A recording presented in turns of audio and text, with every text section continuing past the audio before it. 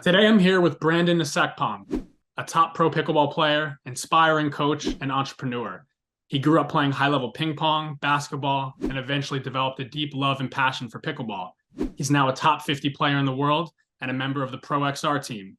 He has a lot of value to share with us about living your passion and living a pickleball lifestyle that's best for you. Thanks so much for coming on. Man, I love the intro. I appreciate it. Happy to be here with the Pickleball Clinic. This has been a long time coming, so it's an exciting thing. One edit is I'm actually no longer with the Pro XR team. Free agent right now. It was great being with them. I was with them for about a year. Now I am trying, different paddles, seeing what works for my game. Okay, hopefully you pull a Kevin Durant and get picked up by the Phoenix Suns. I'll go play with Kevin Durant anytime. All right, we'll see if he sees this. But yeah, so first off, just like I like to ask most people, can you talk a little bit about your background, how you kind of got started in the sports world, and then what led you to finding the amazing sport of pickleball? Yeah, man, that story could take hours, but I'll condense it obviously for the interview. I started out playing table tennis at a young age. My dad came from Nigeria over to the United States when he was 18. He was heavily involved in sports. He played a lot of table tennis in college. And so he was training me on that to be one of the top players. I would play every single day at 8, 9 years old. Fast forward, ended up playing in the US Open for table tennis in some matches. And then from there, I was trying other sports. I played a little bit of soccer, ended up playing tennis as a junior between ages of like 11 and 14. Lots of medals. It was lots of fun to kind of get wins there, but it kind of felt like a job. So I stopped doing it as much.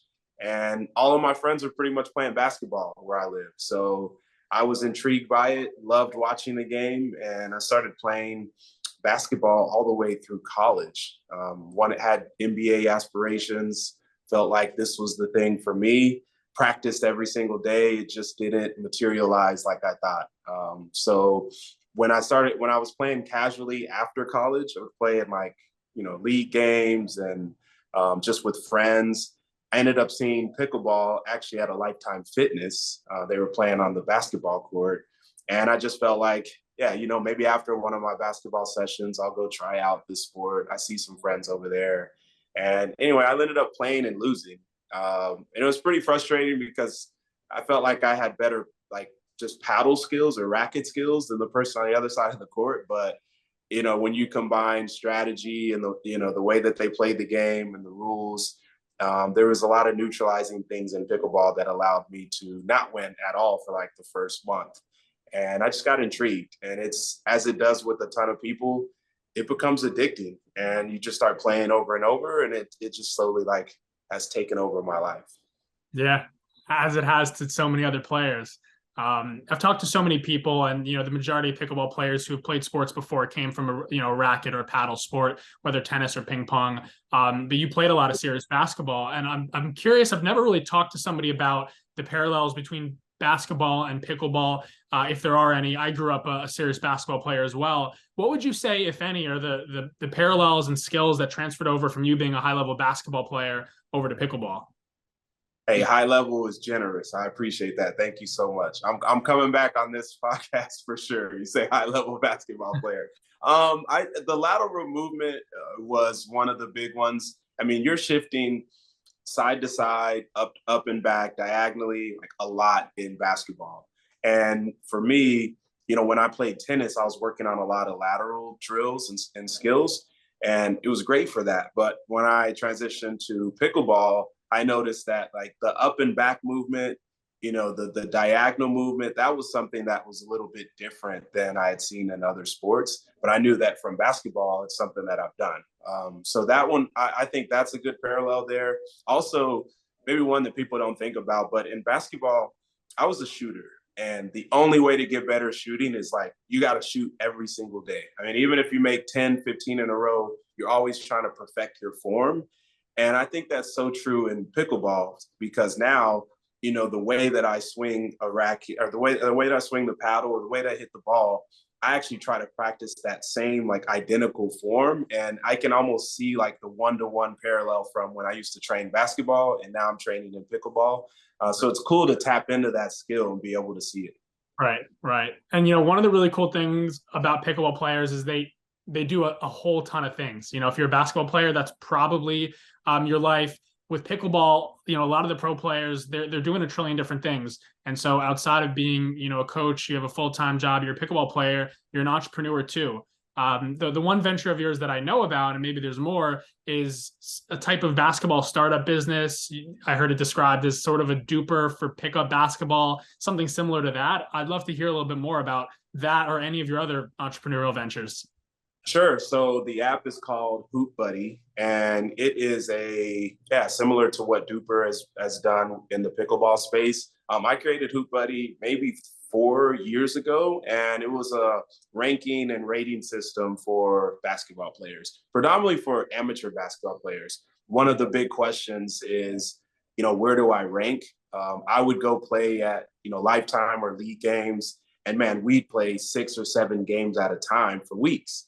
And at the end of like the month, you would see people come in the gym and say like, you've never beat me, or there's no way that you're better than me. And no one really had data to prove it. And so we were just basically debating back and forth for, hours sometimes on like who's better than who.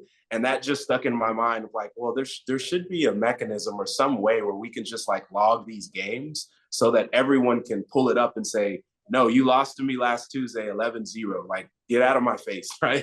And I was like, I need that. So I started working on it. I launched it, I believe, in 2018, 2019.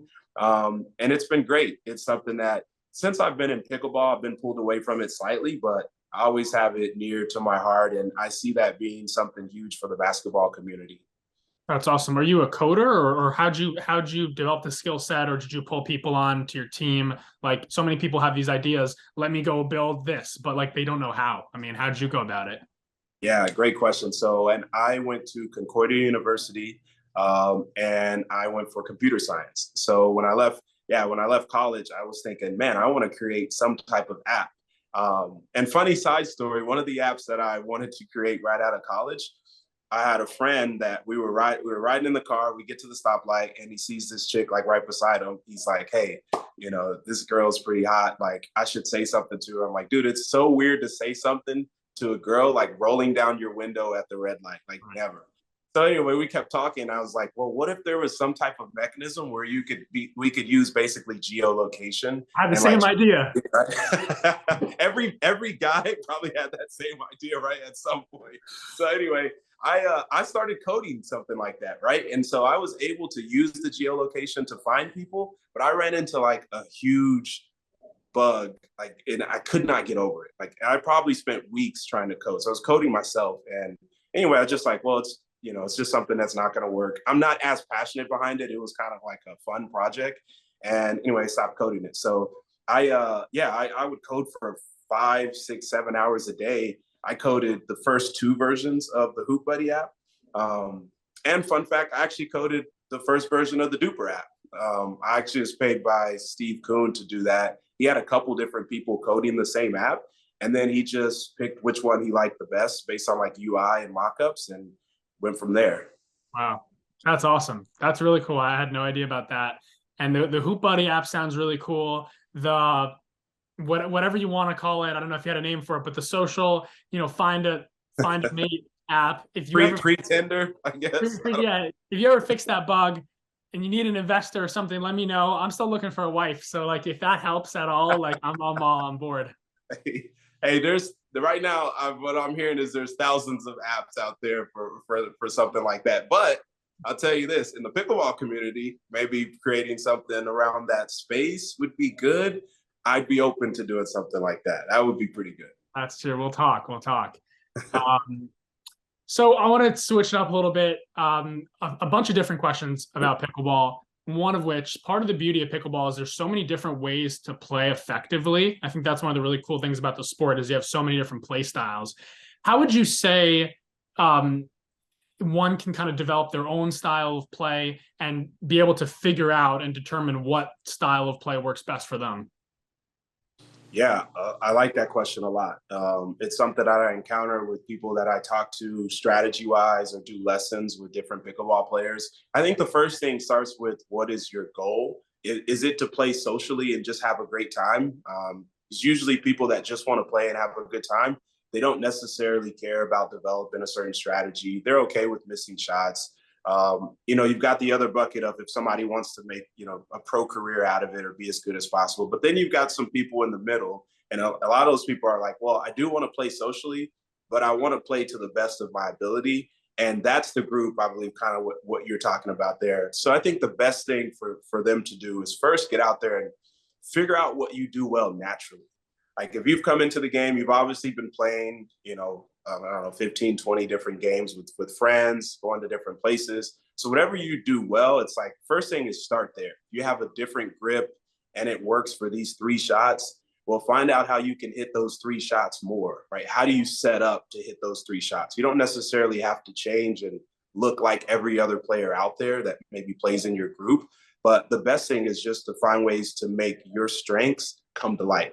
And that's a part that I think people miss because we're sometimes the enemy of comparison, and we look across the net and see that, well, this guy's, I do this a lot when I play pro pickleball. This guy has a crazy topspin forehand, and I want that. Well, like that may not work for me, or that may take me a long time to develop. And I really don't want to be hitting that shot if it's not my strength. I like a backhand counter. How do I get more backhand counters? I don't want to try to hit forehand. So that would be my advice is if they start there, it usually is going to bode well for them. Right. Yeah, that's a really good point. I want to switch gears a little bit. It's actually going back to the basketball realm. Those that know me well know I grew up a pretty serious basketball player, playing tournaments around New Jersey and all that, and eventually started playing tennis.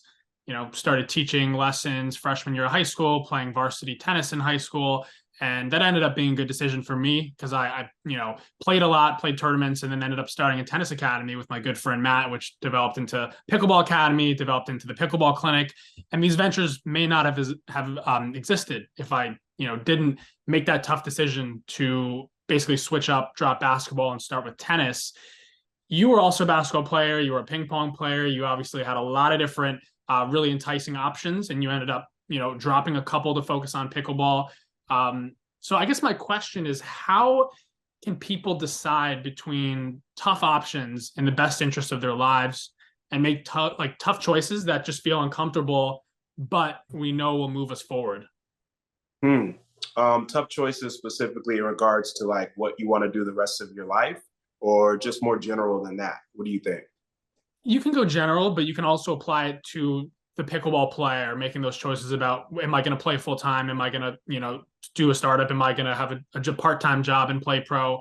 Really helping guide those decisions. Yeah, I think what you hear a lot is follow your passion, right? Like whatever you're passionate about, you should try to do that and find a way to make it work. I believe that. I believe that you do want to follow your passion, but you want to be practical about it. So how do you do that? Well, you assess the opportunity. So just take those two things as rule of thumb. What am I passionate about? And what's the best opportunity? And if you rank the things that you're deciding against, right, in those two categories, like put a score to it, you'll pretty easily figure out what makes sense. I love basketball actually just as much as I love pickleball, which is insane because I want to play pickleball every single day, but I'll play basketball every single day. But when I assess the opportunity of what pickleball has in basketball, it's like basketball, do I see myself being one of the top 5 basketball players to ever play? I mean, hey, I'm an optimistic guy, but that was going to be a lofty goal, right? And so maybe not. In basketball, did I see an element for me to create like something sustainable financially for the family?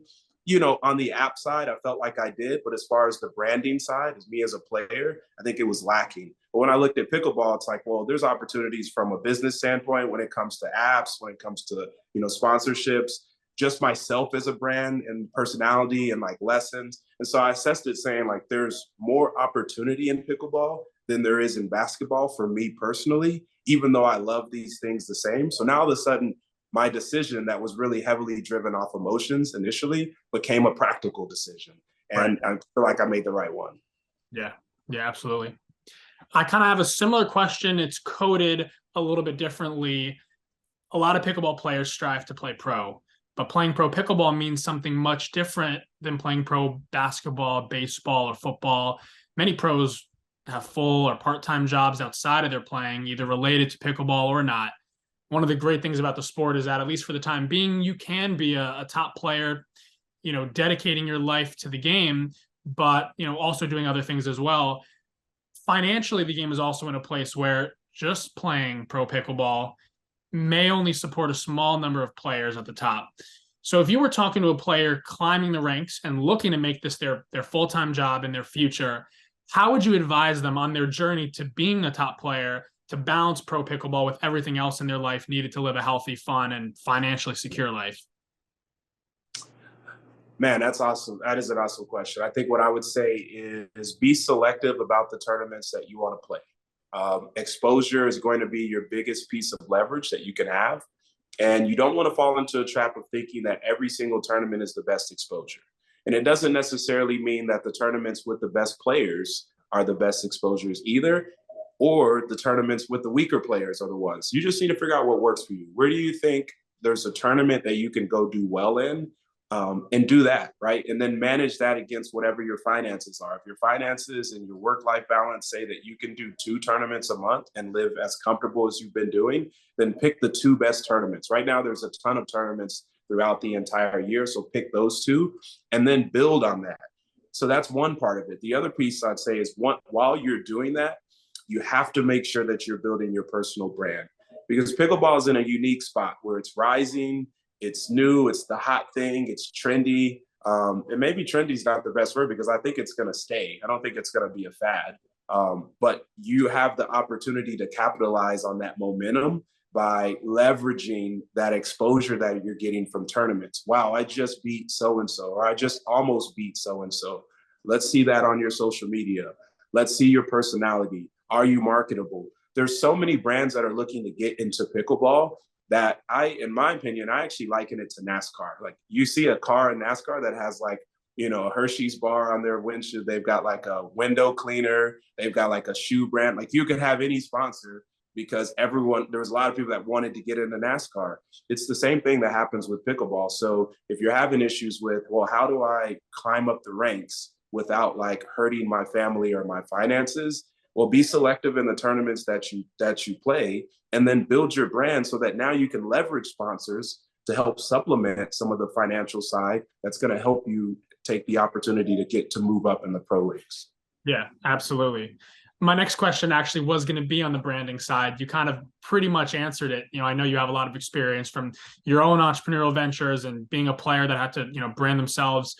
A lot of players focus on play, but they don't realize the value of putting out content and, getting active on social and, doing collaborations and things with other players. Can you speak a little bit more on the importance of that, of branding yourself, and also maybe some really practical tactics for the up and coming player and how they can really easily brand themselves and leverage, what they're doing to sponsors, fans, and everything else?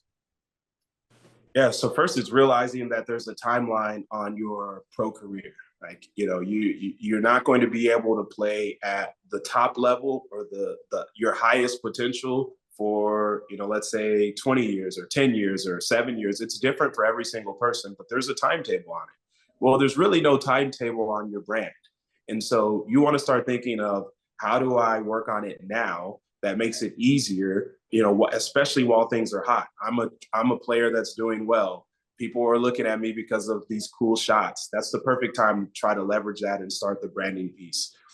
The other thing is, yeah, social media is awesome. We talk about being consistent and like post things every single day and, worrying about the analytics. I would say that can become daunting for people that want to get active on social media. So I wouldn't even worry about all of that. Consistency doesn't mean every single day. It just means that, if you're doing it once a week, continue doing it once a week, post something. And then you'll have people that'll ask, well, I don't really know what to post. What should I put on there? This is probably my favorite tip for pro players trying to brand themselves on social media. Authenticity is key. Like, it wins out every single time. There's always a market for who you truly are. You go to YouTube and type in the most random thing, like, I don't know, people that collect pots in their kitchen. And there's like a community of hundreds of thousands of people that want to watch people collect pots. I'll never watch that, but there's people that do. And so if you're just your authentic self and you show people that, there's going to be people that follow you. And then now all of a sudden you're starting to attract brands that are conducive to who you are. Right, right. I mean, I gotta say, I'm loving this interview, but now I'm really tempted to go look on some pot videos on YouTube. That was really interesting. Don't do it. I just made it up, but it's probably there. It's probably there. I got like a couple more questions. This is a little bit more of a personal question, but I think a really important one to ask. Right now in pickleball, most players fit a pretty specific description. White, American, with a middle to upper class background. Can you talk about how important it is for minorities to find their way into pickleball and help diversify the types of people we see holding paddles? It's a good one. I think, yeah, you're right. Let's start there. When you look around, you do see, for the most part, a certain demographic, whether it's age or the way that people look inside of pickleball currently. And what I've heard the most is, well, pickleball's new. Not a lot of people have heard about it. It's actually been around 50 plus years. I mean, even though it's just become something that's trending in the last 5, it's been around for a long time. And there's a lot of people that played in their, 5th grade PE class. They just forgot about it. I think, there was a time where I was debating, like, is that something that I want to try and carry? Like, is there a burden of like, well, I need to like bring more awareness to people that look like me to play pickleball. And what I just felt like is exposure is something that helps. Like, exposure is the only thing, in my opinion, that's lacking in the minority community. How do we try to get more courts in the inner cities? How do I, leverage the brand that I have to try to, let people see that there's people that look like me that play pro pickleball, not just pickleball, but the professional side, right? That are one of the top players. I think those type of things help, especially people in my communities come out and play pickleball. I think, pickleball itself is not something that is only for one shade or one color or one height. I've seen so many different people play and love it, right? And so it's addictive for anybody. I just think it's a key of how do we get more people to see it? And yeah, minorities is the subject of this one, but I'll just say more people in general. The more people that see pickleball, the more people that are going to play. I don't think that's any different than anyone that looks like me. Right. Absolutely. I mean, most sports that have had a nice evolution in the spotlight, whether it's basketball or football, these sports aren't new sports. They've been around forever and everybody plays. So, I think definitely that's an exciting thing I'm looking forward to seeing. So it'd be nice to see, like, sorry to cut you off. Some of the, I saw like Jamie Foxx playing pickleball. It was really cool for me to see, like I think I saw Will Smith playing. I see some NFL players like that look like me. It's just so awesome to see that. And, some have reached out for like advice on how to play. And I'm like, man, it's just awesome. It warms my heart to see those. And I can't wait to see, more minorities in the pro ranks, because we're absolutely capable of doing that. Yeah, absolutely. It's kind of breaking news, actually. I haven't told anybody yet, but we did an interview. We made a video with Eli Manning, and we're still waiting on some clearance to get that posted. But hopefully we can get that launched in the next week or so. But yeah, that should be a lot of fun. We taught him one of the trick shots in pickleball, and we had a lot of fun with that. That is awesome. So one of the last questions, I understand, you're involved with obviously a ton of different things in pickleball, teaching, playing. You're also working on a new pickleball training program. Can you talk a little bit about what your goal is with that and how your approach to training people is different than others?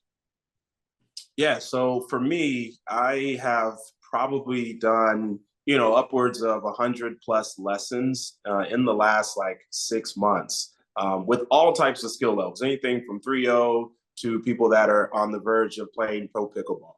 And one of the things that I saw was there were a few key foundational things that I kept saying over and over to hundreds of people, right? And I got tired of saying it. Even though each person didn't hear the other person's conversation, I was like, man, I am saying the same thing over and over. And they're not really posted anywhere. They're things that I see when I look at the game. And there's a lot of other pro players that know some of these foundational tactics. And so I just thought, what is the best way to scale this and have, thousands of people to be able to have access to this information, so that I don't feel like I'm quote unquote stealing money from people that are coming to me for 2 hours and paying a fee, and I'm telling them the same thing that I told this person the other day, right? Which are strategy tips, which are positioning tips. So what I've done is I've put that into a 10-week course. And I've actually combined it with workouts as well. So there are also things that will help you get a little bit faster on the court, right? Or have a little bit quicker hand speed. So combining those in 10 weeks, the goal is to help any player increase by at least half a level.